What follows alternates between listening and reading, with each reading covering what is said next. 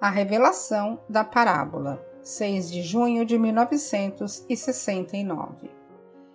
É em você como pessoa que a natureza de Deus é revelada, pois um episódio bíblico não é um registro de um evento histórico, mas uma revelação parabólica da verdade.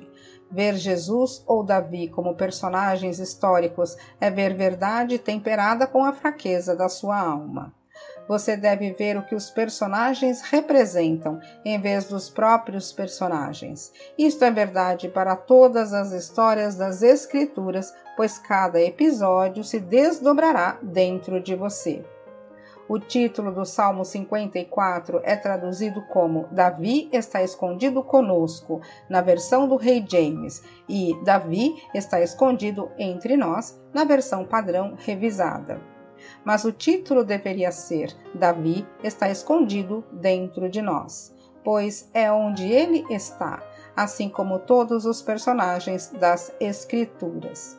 Quando digo com Blake, tudo o que você vê, embora apareça fora, está dentro em sua imaginação, de que este mundo da mortalidade é apenas uma sombra, quero dizer isto literalmente, pois o drama da vida se desenrola a partir de dentro.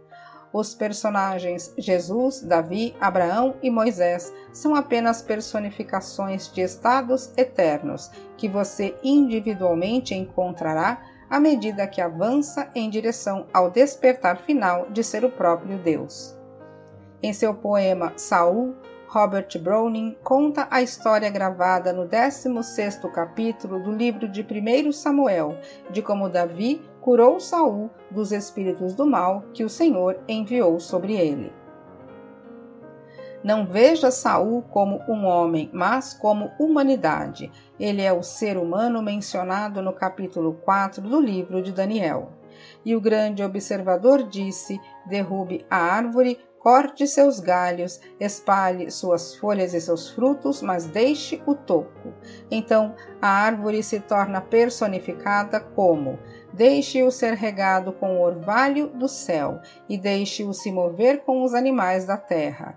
Tire dele a mente do homem e dele a mente de uma fera, que passem sobre ele 7 tempos, até que saiba que o Altíssimo governa o reino dos homens e o dá a quem ele quiser, mesmo o mais humilde dos homens. Saul personifica a mente da besta, pois Saul enlouqueceu, ele era violento e não conseguia lembrar quem ele era. Então Davi aparece e o cura de sua insanidade, contando-lhe sobre a vinda do Messias, dizendo: ó Saul, será um rosto como o meu que te receberá, um homem como eu, tu amarás e serás amado para sempre. Uma mão como esta abrirá as portas de uma nova vida para ti. Veja o Cristo ficar de pé. Você pode pensar que este é um episódio nas páginas da história, mas este é um drama que acontecerá em você. Como um ser insano que busca um salvador externo, um dia você encontrará Davi, aquele que nunca caminhou sobre a face da terra, e salve-se. Todas as revelações têm um modo de certeza sobre elas. Quando Davi esteve diante de você, você que estava louco apenas um momento antes, tendo esquecido quem você é, se lembrará.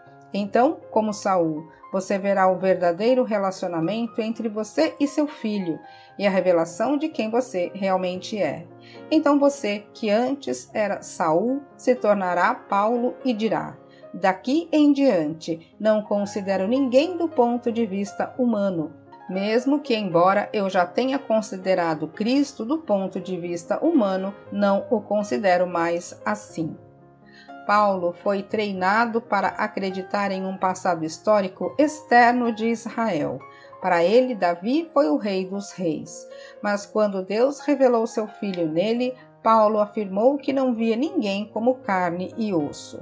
Que homem, acreditando na historicidade das Escrituras, poderia entender o que Paulo estava falando, quando era ele quem anteriormente atormentava qualquer um que não aceitasse a historicidade do Antigo Testamento? Mas, ao discutir o Messias, Paulo confessou que não podia mais acreditar em nenhum personagem histórico do Antigo Testamento. O novo, é claro, ainda não havia sido escrito. Através da revelação, Paulo sabia quem era o Messias e quem era o Senhor. Vendo a si mesmo como o Senhor, aquele que o mundo acredita ser Jesus, Paulo sabia que o mundo acreditava que seu único filho gerado, que nunca foi de carne e osso, era um rei poderoso.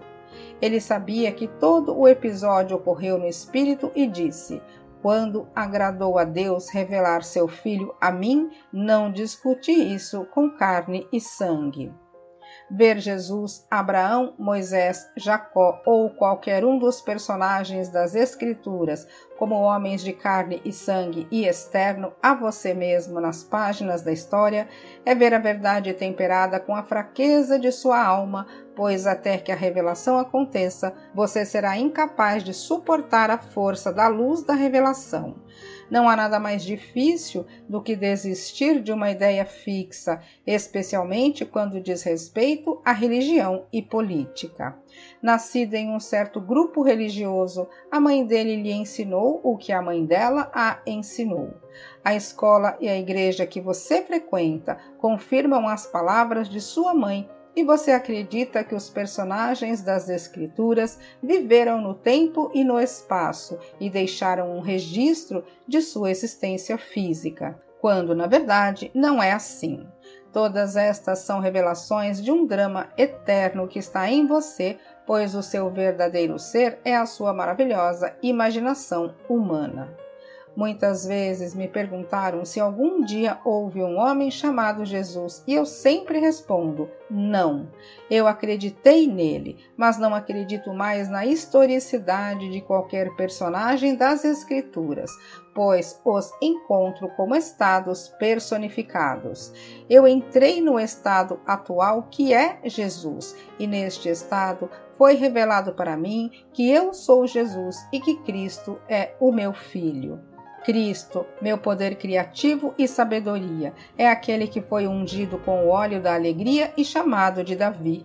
Foi no Espírito que Davi chamou Jesus de Pai. Ele não faz isso em carne e osso, pois se você considerar os eventos cronologicamente, verá que eles estão separados no tempo por 1000 anos. E eu digo que a história é contemporânea. Não é uma coisa do passado. O Senhor Jesus está com você agora neste exato momento, pois Ele é o seu próprio ser, a sua realidade.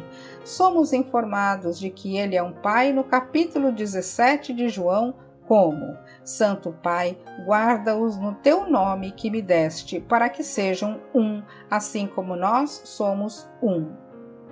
O Pai Filho é uma revelação de ação interna. Num momento é o Filho que fala e no momento seguinte é o Pai quem fala. Então, sem aviso, ele volta para o Filho e o homem fica confuso. O homem pensa em um ser de carne e osso quando se trata de uma revelação interna de Pai-Filho. Esta semana eu recebi uma carta de uma senhora que está aqui esta noite. Numa visão, ela viu um homem e seu filho sentados em uma mesa. Naquele momento, ela soube que eles eram o filho e o pai e que os dois eram apenas um. Agora, esta mesma senhora teve outra visão em que uma amiga proclamou para a multidão em voz muito alta que a senhora estava grávida e estava dando à luz o Filho de Deus. Ela está certa, pois esta senhora está dando à luz o Filho de Deus, pois ela é Deus. Este filho não nascerá do sangue, nem da vontade da carne, nem da vontade do homem, mas de Deus. Ela é o Jesus das Escrituras, trazendo Deus, e como Deus é um Pai, seu último presente para ela é Ele mesmo.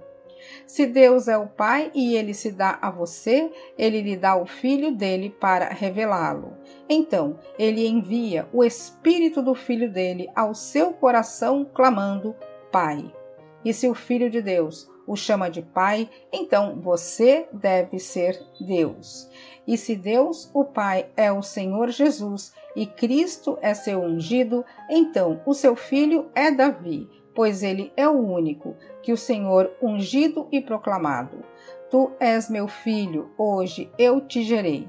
Isto vem com um grande choque para aqueles que foram criados na fé cristã ou judaica, pois não há mais historicidade nos personagens do Antigo Testamento do que existe no Novo. Cada personagem representa um estado eterno pelo qual você, um indivíduo, deve passar em sua jornada das trevas para a luz. E quando você chega ao fim da jornada, você se move até o estado personificado como Deus Pai. Davi está escondido dentro de nós. Isto nos é dito pelos zifeus da tribo de Judá. Se você ler as Escrituras corretamente, verá que o único filho de Jacó mencionado na genealogia de Jesus é Judá. Isto nos leva a Saul, que foi notificado de que Davi estava escondido dentro dele. Sendo um homem louco, Saul não conseguia entender. Se Davi está escondido dentro de mim, onde procuro por ele? Mas espere, Davi aparecerá. Eu sei. Num determinado momento, haverá uma explosão dentro de você, que libertará Davi, que está escondido em você, pois somos todos os loucos de Daniel. Olhe para o mundo hoje e pergunte-se se não somos todos loucos, quando nos matamos e enganamos uns aos outros, quando na verdade não existe outro. A oração é de que eles sejam um, assim como nós somos um. E isto ocorre porque eles não percebem que somos todos um só ser. Nada pode levá-lo a esta compreensão, a não ser a revelação do Filho ao Pai. Eu sei que muitos de vocês estão trazendo o Filho de Deus. Outra senhora nesta audiência esta noite escreveu dizendo que ela estava dormindo na casa de uma amiga, quando viu um menino sem roupa deitado sobre um cobertor. Assim que o pega, ela ouve a campainha tocar. Atendendo a porta com a criança nos braços, ela vê a própria filha que diz: "Mãe, coloque algumas roupas no seu bebê, porque eu trouxe uma amiga." Ao entrarem em casa, a amiga dá um tapinha nas costas do bebê e diz: "Que criança linda!" Ela volta para o quarto e, ao cobrir o bebê com uma manta, o pano, ele desperta. Este é um esboço maravilhoso que prevê o evento real registrado nas Escrituras. Então, ela saberá a verdade sobre o nascimento de Deus. Outra senhora viu a criança como um filho de sua irmã. Segurando-o perto, ela olhou para seu rosto, que se transformou no de um querubim, que sorriu para ela. Ela então soube que não poderia desistir do filho, pois era dela. Isto também é um esboço.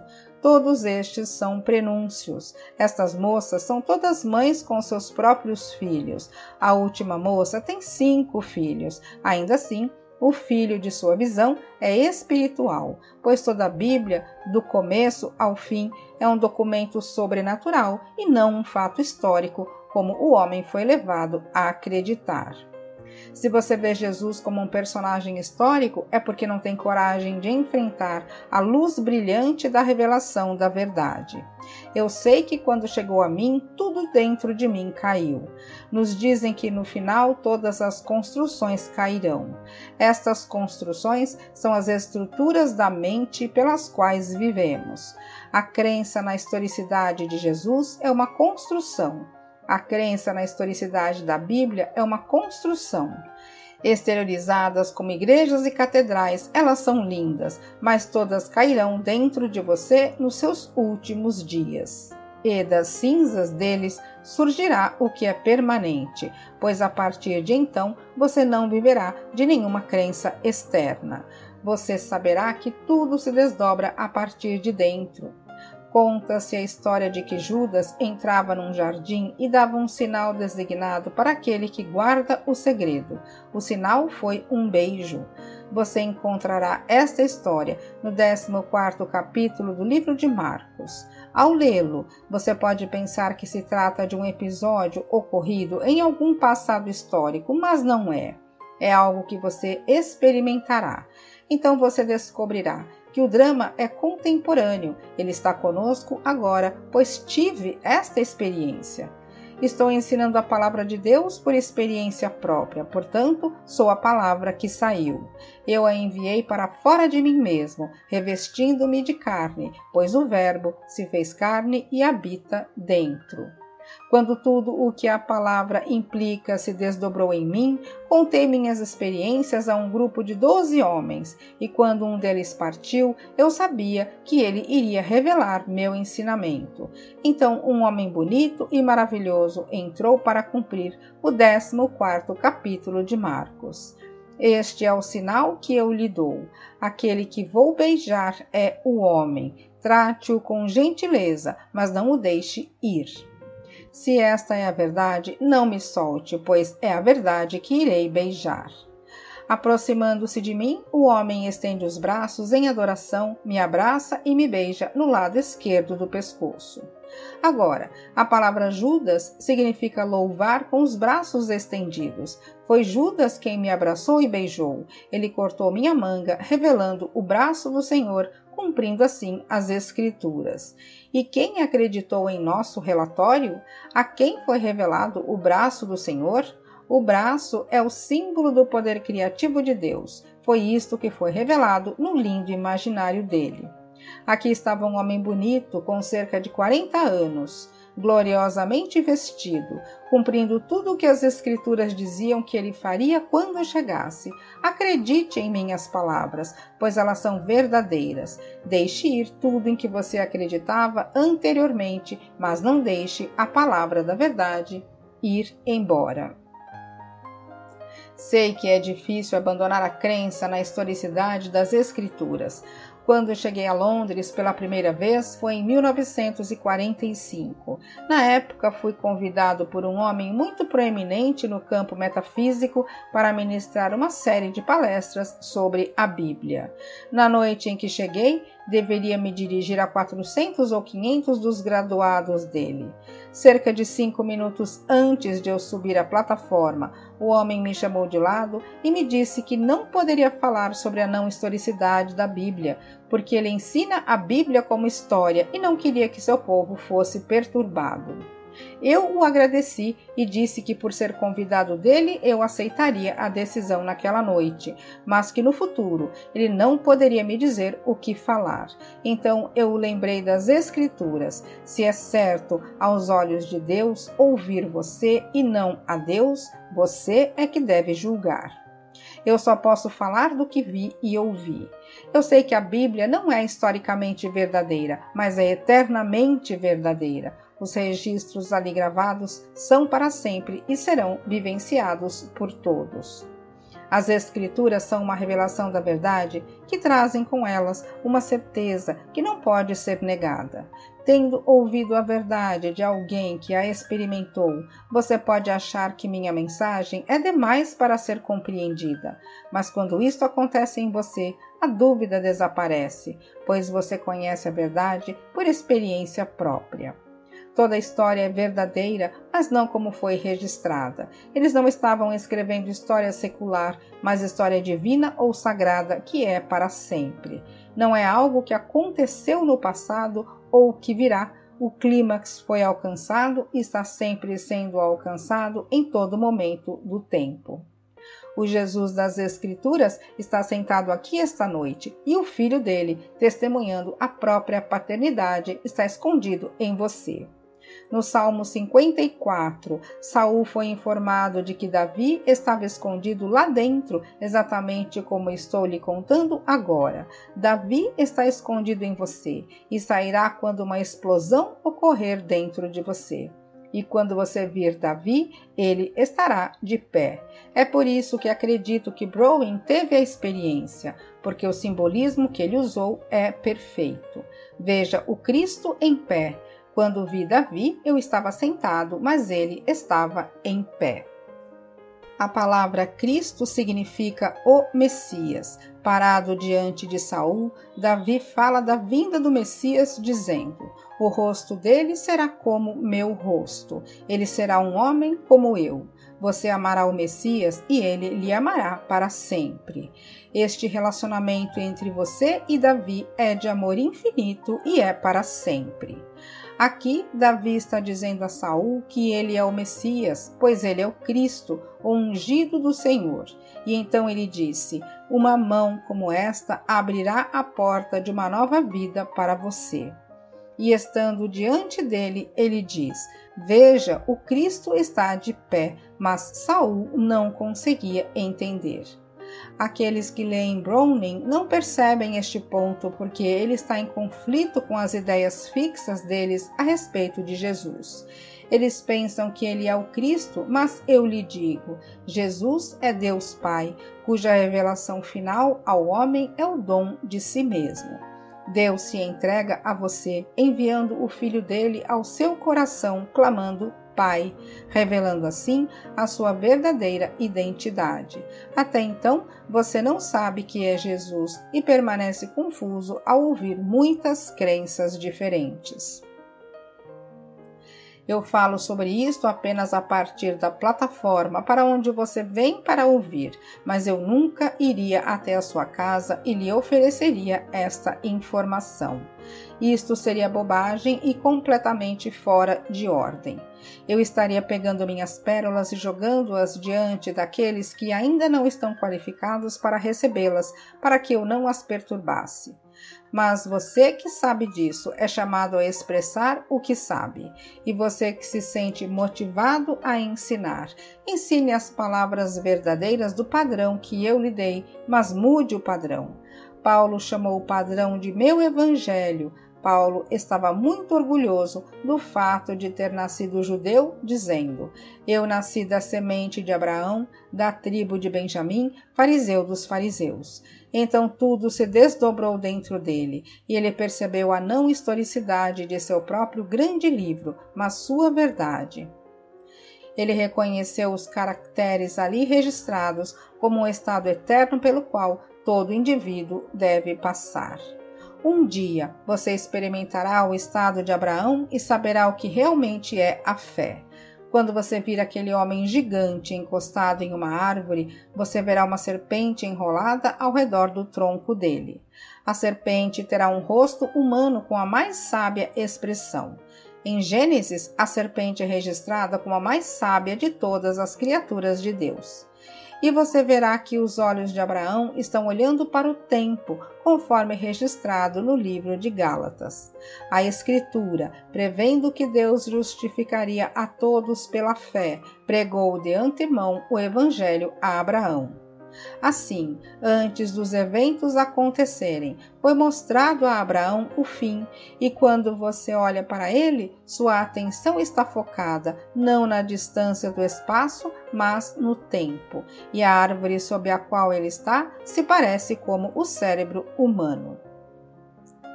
Quando você vir Abraão, saberá que estará vendo o início da jornada. A sabedoria está presente na forma de uma serpente e a fé está presente na forma de Abraão. Seu nome é modificado de Abrão, que significa pai exaltado, para Abraão, que significa pai da multidão. A mudança ocorreu quando a letra L foi adicionada.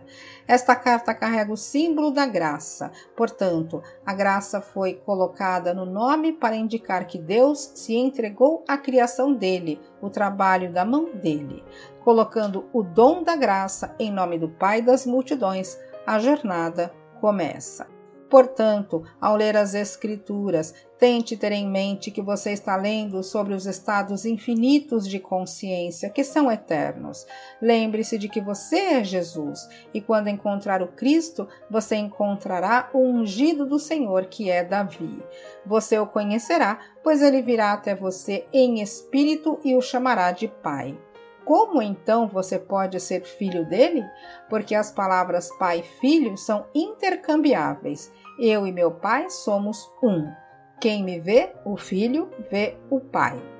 Sempre tenha isso em mente quando estiver lendo as Escrituras. Se você aceitar o que eu lhe disse esta noite, a vida será muito mais fácil para você. Conhecendo esta verdade, você não pode mais passar a responsabilidade, mas sabendo que você é o Senhor, você pode fazer qualquer coisa, porque você é todo imaginação e imaginar cria a realidade. Você pode imaginar qualquer coisa e sustentá-la com fé, conforme você caminha na fé de que aquilo que imaginou é assim, aquilo se tornará assim. Isto eu sei por experiência. Em 1943, quando saí do exército, eu estava procurando por um apartamento. Minha esposa e eu tínhamos determinado quanto pagaríamos por ele, mas quando encontramos o apartamento, o aluguel era maior do que havíamos planejado pagar. Percebendo isso, minha esposa disse: "Bem, aquilo não demonstra este princípio, não é mesmo?" Eu não disse nada, simplesmente paguei os meses de setembro e outubro, mas quando fui pagar o aluguel de novembro, o gerente disse: "Tenho um pedido de desculpas a você." Uma autoridade da cidade entrou e examinou meus livros. Ele descobriu que o apartamento que você tem antes era alugado por menos. Então ele citou o novo valor do aluguel, que era, em dólares, o valor que eu havia originalmente escolhido pagar. Levei 3 meses para ser fiel ao que imaginava que estava pagando, embora durante este período estivesse pagando mais. Mas como o aluguel reduzido era retroativo ao dia em que me mudei, recuperei tudo no início do 3º mês. Eu me comprometi na minha imaginação com o que ia pagar. Fui procurar e porque eu ia pagar mais aos olhos dele, ele me fez todo tipo de concessões que não teria feito se eu lhe pagasse o que o inquilino anterior pagou. Em primeiro lugar, ele nos permitiu escolher o papel de parede, as cores e os quartos que queríamos pintar. Ele até construiu para mim uma estante que cobria uma parede inteira para todos os meus livros. Ele fez tudo o que eu queria, mas se eu tivesse ido lá e conseguido o aluguel pelo valor que disse que pagaria, ele não teria construído a estante para mim, me dado o papel de parede ou pintado o apartamento inteiro de acordo com minhas especificações. Apenas então o aluguel foi reduzido para o valor que eu imaginava e permanecemos lá quase 14 anos. Eu lhe digo, a imaginação não faltará se você for fiel. O que eu poderia dizer quando fui confrontado com a negação da minha suposição? Nada. Eu simplesmente não desistiria e, quando chegasse a hora certa, minha suposição se tornou um fato.